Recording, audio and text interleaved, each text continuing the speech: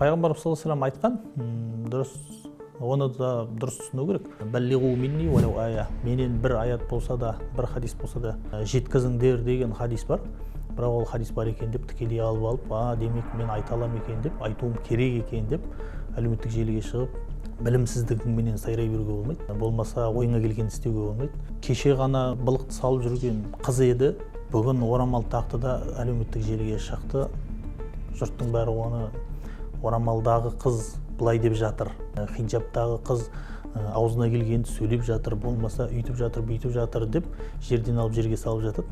Енді сол нәрсені істеп жүрген бауырларымызға, қарындастарымызға айтатын нәрсе, хиджабты киді ма, оны Алла разылығы үшін кию керек. Адамды хиджаб киюге итермелейтін нәрсе ол иман болу керек. Адамды хиджаб киюге итермелейтін нәрсе иман болғаннан кейін, ол сондай иманның биік дәрежесіменен өзі сезінген түрде киді ма, демек оны енді қорлауға болмайды.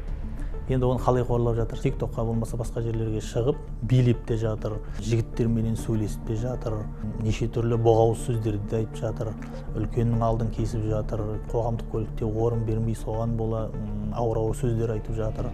Тіпті кейбіреулері жаңағыдай бір оғаш қылықтар жасаған болуы мүмкін, темекі шегіп болмаса басқа қылып, әлеуметтік желіде бір сөзбен айтқанда енді өзінің қаралымын көбейту үшін, löпілін көбейту үшін жасалып жатқан дүниелер шығар. Білімсіздіктің кесірі ғой барлығы. Өткен өміріндегі былықты орамалды оранып алғаннан кейін де жалғастыратын болса, ол керісінше оған пайда бермейді, керісінше қасірет.